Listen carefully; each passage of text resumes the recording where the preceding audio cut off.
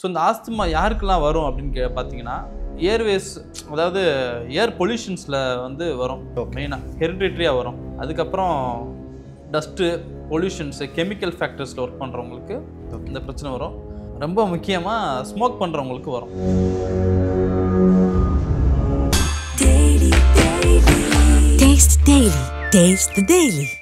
Asthma, bronchitis, emphysema இதெல்லாம் சேர்ந்து ஒரு குரூப் ஆஃப் டிசீஸ். அது எல்லாமே சேர்ந்து ஒரு நுரையீரலில் பாதிச்சா எப்படி இருக்கும்? அது நாளோட என்ன ஆகும்னா நுரையீரலில் ஒரு மாதிரி வீக்கம் அடைஞ்சு அந்த எக்ஸ்ரே ரிப்போர்ட்ஸில் நமக்கு ஐடென்டிஃபை பண்ண முடியும். பார்த்த உடனே இது சிஓபிடின்ற அளவுக்கு நுரையீரலில் ஒரு டிஃப்ரெண்ட்டாக வீக்கமாக இருக்கும். இப்போ சில பேர் வந்து பார்த்தீங்கன்னா சின்ன வயசுல சில பேருக்கு வந்து ஆஸ்மா இந்த மாதிரி பிரச்சனைலாம் இருக்கும். ஸோ சின்ன பசங்களுக்குலாம் வந்து கொஞ்சம் மூச்சு விடுறதுல கஷ்டமாக இருக்கும். ஆஸ்மா ட்ரபிள் இந்த மாதிரி இஷ்யூலாம் வருது. சின்ன பசங்களுக்கு எதனால் அந்த இஷ்யூஸ் வருது? கிரானிக் அப்ஸ்ட்ரக்டிவ் பல்மனரி டிசீஸை பொறுத்த வரைக்கும் இந்த குரூப் ஆஃப் டிசீஸ் உள்ள மெர்ஜ் ஆகிறதுனால அவங்களால சுவாச கோளாறு பயங்கரமாக இருக்கும், நடக்க முடியாது, ப்ரீத்திங் டிஃபிகல்சி அதிகமாக இருக்கும். ரெண்டாவது என்னென்னு பார்த்தீங்கன்னா அவங்க வந்து செயின் ஸ்மோக்கர்ஸ் இருப்பாங்களா, செயின் ஸ்மோக்கர்ஸ்க்கு இது கம்பல்சரி அஃபெக்ட் ஆகும். ஸ்மோக்கிங் வந்து அதிகமாக எடுத்துகிறாங்க. ஒரு குறிப்பிட்ட டைமுக்கு மேலே வந்து பார்த்திங்கன்னா ஸ்மோக்கிங் ஒரு 6 மந்த் அந்த மாதிரி விடும்போது ஆட்டோமேட்டிக்காக லங்ஸ் வந்து பார்த்திங்கன்னா தனித்தனியாக வந்து ஹீல் பண்ணிக்கிறதுலாம் சொல்கிறாங்க. ஆக்சுவலாக ஃபேக்ட் தானே அது? ஏற்கனவே பாதிக்கப்பட்டது எப்படி ஹீல் பண்ணுவீங்க? இப்போ 10 வருஷமாக 20 வருஷமாக ஸ்மோக் பண்ணுறீங்க. ஸ்மோக் பண்ணிவிட்டு எந்த விதமான மெடிக்கேஷன்ஸ் எதுவும் எடுக்கலை. அது எப்படி தன்னை எப்படி சரி பண்ணணும்? அது பாதிப்புன்னு ஒன்று இருக்கும்ல. நீங்கள் சூடாக புகையை உள்ளே எழுதுறீங்க, அப்போ அதோட தாக்கம் அங்கே இருக்கணும், புண்ணாக இருக்கும், பிரச்சனைகள் இருக்கும் உள்ள. அதை வந்து நீங்கள் மெடிக்கேஷன்ஸ் இல்லாமல் எப்படி அதை ரிகவரி ஆகும்? நிமோனியா பொறுத்த வரைக்கும் என்னென்னு பார்த்தீங்கன்னா வைரல் இன்ஃபெக்ஷன்ஸ் அண்ட் பாக்டீரியல் இன்ஃபெக்ஷனில் வருது. இது என்ன ஆகும்னா மோஸ்ட்லி வந்து பிறந்த குழந்தைங்களுக்கு வரது பார்க்கலாம். ஜெனட்டிக்காகவும் வரும். இதோட சிம்டம்ஸ் என்னென்னு பார்த்தீங்கன்னா பயங்கரமான ப்ரீத்திங் டிஃபிகல்ட்டி, சம்டைம்ஸ் வந்து எந்திரிச்சு நின்று நிற்கக்கூட முடியாத அளவுக்கு ப்ரீத்திங் டிஃபிகல்ட்டி, ஹெவி ஃபீவர்ஸ் இருக்கும். ஃபீவர் வித் ப்ரீத்திங் டிஃபிகல்ட்டி இருந்துச்சுன்னா நிமோனியாவை இருக்கிறதுக்கு 80% சான்சஸ் இருக்கும். ரிஃப்ளெக்ட் நேயர்களுக்கு வணக்கம். இன்றைக்கி நம்ம கூட இணைஞ்சிருக்கிறது வந்து பார்த்தீங்கன்னா ஹோமியோபதி டாக்டர் மிஸ்டர் கோபிநாதன் நம்மளோட இணைஞ்சிருக்காரு. வணக்கம். வணக்கம். லங்ஸுங்கிற ஒரு விஷயம் வந்து பார்த்தீங்கன்னா லங்ஸில் நிறைய பேருக்கு நிறைய டிசீஸ்லாம் வருது. ஸோ ஆக்சுவலாக ஒரு லங்ஸோட ஃபங்க்ஷன்ஸ்லாம் என்ன? ஸோ அதை பற்றி சொல்லுங்கள். ஆக்சுவலாக நம்ம உடம்புல ரொம்ப முக்கியமான உறுப்பில் வந்து லங்ஸ், நுரையீரல். இந்த நுரையீரலோட மெயின் ஃபங்க்ஷன் என்னென்னு கேட்டிங்கன்னா நம்ம உடம்புல இருக்கக்கூடிய கார்பன் டை ஆக்சைடை வெளியேற்றுறதும் வெளியில் இருக்க ஆக்சிஜனை உள்ளே எடுத்து நம்ம ஒவ்வொரு செல்ஸுக்கும் கொடுக்குறதுக்கு முக்கியமான உறுப்பு நுரையீரல். சரி, வந்து பார்த்திங்கன்னா இப்போது லங்ஸில் நிறைய பேருக்கு வந்து டிஃப்ரெண்ட் டிசீஸ்லாம் வருது. ஸோ பேசிக் டிசீஸ் வந்து பார்த்திங்கன்னா லங்ஸை பாதிக்கிறதுல என்னலாம் ஆகும்? பேசிக் திங்ஸ் என்னென்னு கேட்டிங்கன்னா ஆஸ்துமா. மெயின்லி இப்போது ஆஸ்துமா, க்ரானிக் அப்ஸ்ட்ரக்டிவ் பல்மனரி டிசீஸ்ன்னு சொல்லுவோம். அப்புறம் டியூபர்குலோசிஸ், நிமோனியா, இதெல்லாம் காமன் லங் டிசீஸு. இப்போ ஆஸ்துமான்னு எடுத்துக்கிட்டிங்கன்னா நம்ம அந்த ஏர்வேயில் வந்து இன்ஃப்ளமேஷன் ஆகிறது, நுரையீரலில் இருக்கக்கூடிய ஒரு பகுதியில் உள்ளே போகிற ஏர்வேஸில் இன்ஃப்ளமேஷன்ஸ் ஆகிறதுனால ஆஸ்துமா வருது. அதோட சிம்டம்ஸ் எப்படின்னு பார்த்தீங்கன்னா செஸ்ட் டைட்னஸ் இருக்கும், ப்ரீத்திங் டிஃபிகல்ட்டி இருக்கும், கண்டினியூஸ் இருமல் இருக்கும். ஸோ நார்மலாகவே வந்து ஒரு 1 வீக்கு மேலே இருமல் இருக்குது, ஒரு 10 டேஸ் மேலே இருக்குது, 1 மந்த்ஸ் மேலே இருக்குன்னா கம்பல்சரி நம்ம செக் பண்ணிடணும். அது என்ன மாதிரியான நோயின்றதை ஐடென்டிஃபை பண்ணணும். அக்யூட்டாக இருக்குது, இப்போ நம்ம வெளியே போகிறோம், மழையில் நனைஞ்சிட்டோம், இருமல் இருக்குது, அது 2 மாதமாக இருக்குது, 3 மாதமாக இருக்குது, அப்படி இருக்க வாய்ப்பு இல்லை. ஸோ இந்த ஆஸ்துமா யாருக்கெல்லாம் வரும் அப்படின்னு பார்த்தீங்கன்னா ஏர்வேஸ், அதாவது ஏர் பொல்யூஷன்ஸில் வந்து வரும். மெயினாக ஹெரிடிட்ரியாக வரும். அதுக்கப்புறம் டஸ்ட்டு, பொல்யூஷன்ஸு, கெமிக்கல் ஃபேக்டர்ஸில் ஒர்க் பண்ணுறவங்களுக்கு இந்த பிரச்சனை வரும். ரொம்ப முக்கியமாக ஸ்மோக் பண்ணுறவங்களுக்கு வரும். அதுக்கப்புறம் என்னென்னு பார்த்தீங்கன்னா சிஓபிடி, க்ரானிக் அப்ஸ்ட்ரக்டிவ் பல்மனரி டிசீஸ்னால் ஆஸ்துமா, பிராங்கைட்டிஸ், எம்பைசீமா இதெல்லாம் சேர்ந்து ஒரு குரூப் ஆஃப் டிசீஸ். அது இது எல்லாமே சேர்ந்து ஒரு நுரையீரலில் பாதிச்சா எப்படி இருக்கும்?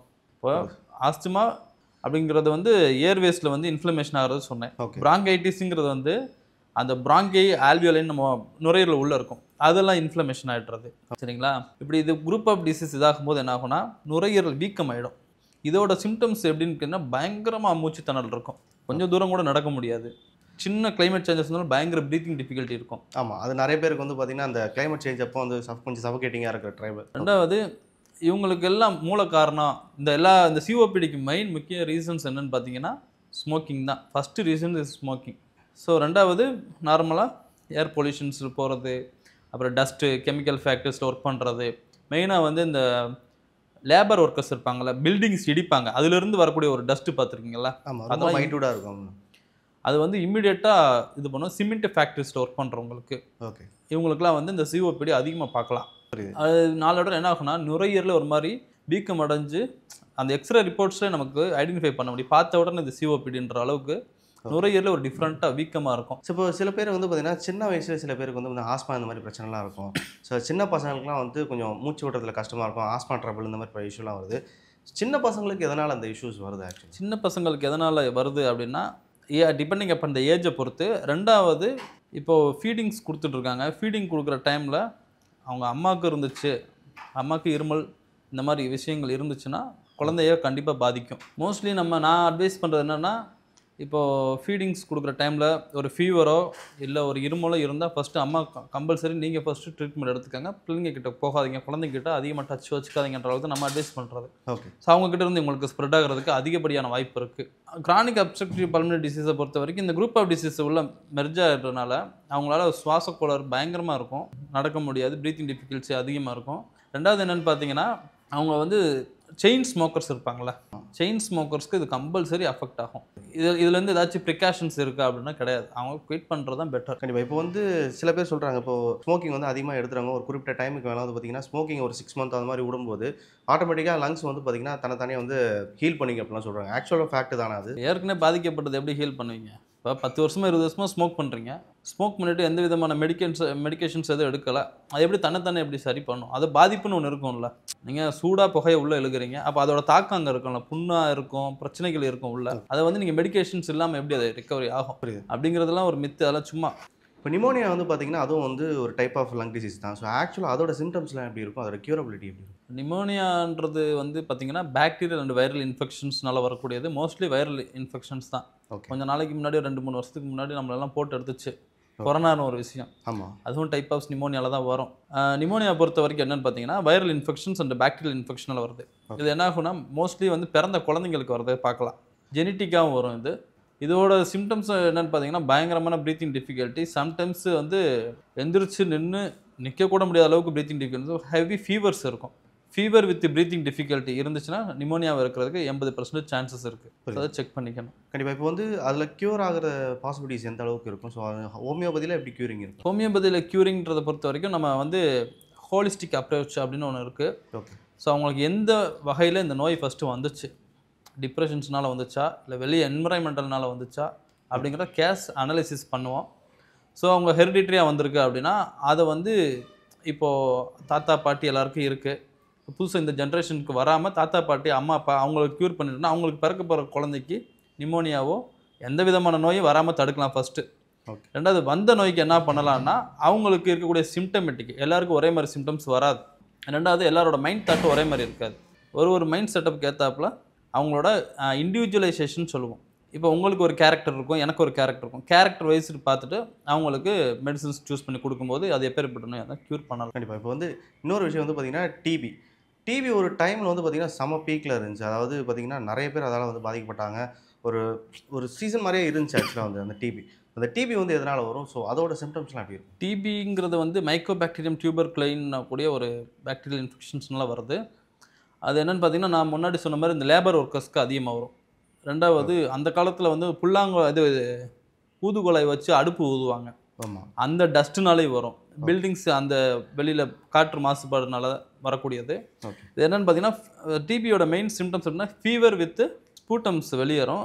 சளியில் பார்த்தீங்கன்னா ரத்தம் கலந்து வரும். நைட் ஸ்வெட்டிங்ஸ் அதிகமாக இருக்கும். நைட்டு தூங்கும்போதோ படுக்கும்போது அவங்களுக்கு நைட் ஆகிட்டாலே பயங்கரமாக வேர்வை இருக்கும். ரெண்டாவது என்னென்னு பார்த்தீங்கன்னா சளியில் கம்பல்சரி பிளட்டு வரும், வெயிட் லாஸ் ஆகும் அவங்களுக்கு. இதெல்லாம் அதோட சிம்டம்ஸ். இப்போ லங்ஸில் வந்து பார்த்திங்கன்னா அதிகப்படியான அழுக்கு சேரும் அப்படிலாம் சொல்கிறாங்க. ஸோ அது வந்து நான் நிறைய பேர் பார்த்துருக்கேன்.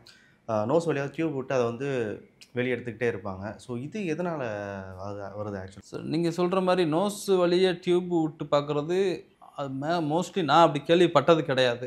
என்னென்னு பார்த்தீங்கன்னா அது வந்து ரைல்ஸ் டியூப்னு சொல்லுவாங்க. அது வந்து ரொம்ப ஐசியூவில் இருக்கிறவங்களுக்கு இது பண்ணுறது. ரெண்டாவது நுரையீரல் ஃபெயிலியர் ஆகக்கூடிய கண்டிஷன்ஸ் இருக்கிறவங்களுக்கு வெண்டிலேட்டரில் கனெக்ட் பண்ணுறதுக்கு ஒரு டியூப் இது பண்ணுவாங்க, இண்டிபேட்னு சொல்லுவோம். அதை இண்டிபேட் பண்ணுறதுன்னு சொல்லுவோம்.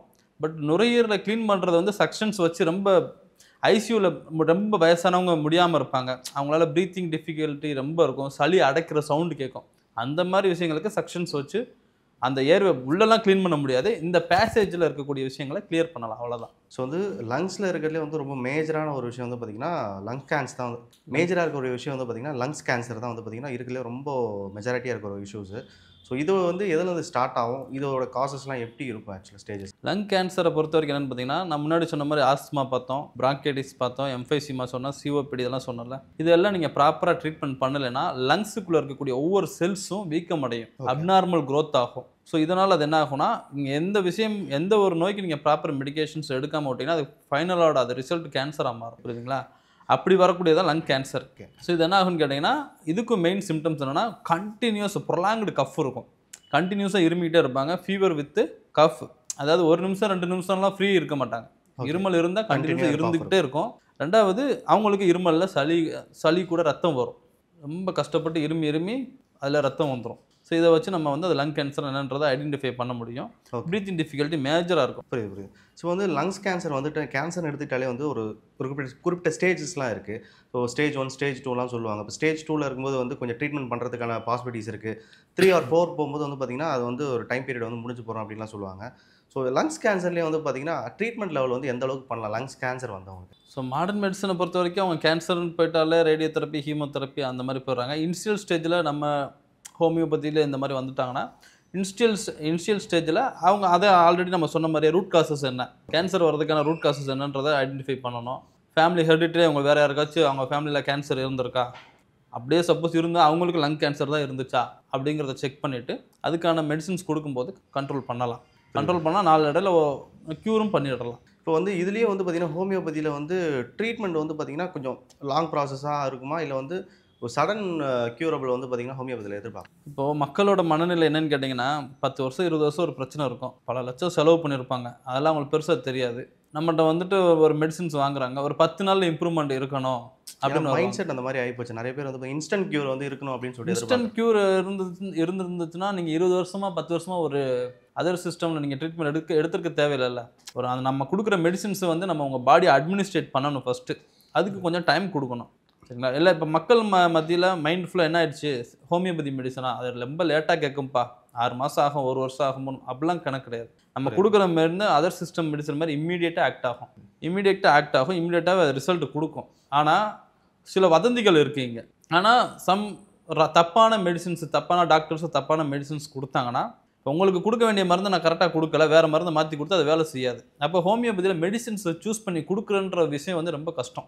புரியுதுங்களா? அவங்களுக்கு எப்போ பிரச்சனை ஆரம்பிச்சிச்சு, எப்போ முடிஞ்சிச்சு, எந்த டைம் அது அதிகமாகுது, என்ன பண்ணால் குறையுது, நிறைய கேஸ்டிங்ஸ் நிறையா வரும். அவங்க தூக்கத்தில் இருந்து சாப்பிட்ற உணவு பழக்கம் எல்லாம் நம்ம எடுத்து அது அந்த நோயோட சிம்டம்ஸும் மெடிசனோட சிம்டம்ஸும் ஒத்து போனால் அந்த மெடிசன் கொடுத்தா தான் அது கேட்கும். புரியுதுங்களா? இது வந்து நம்ம இண்டிவிஜுவலைசேஷன் சொல்லுவோம். அவங்க மைண்ட் ரிலேட்டட், அவங்க மைண்ட் அப்படியே ரீட் பண்ணணும்.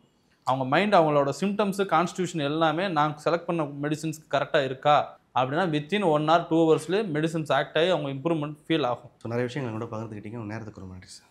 நன்றி. Taste the Daily.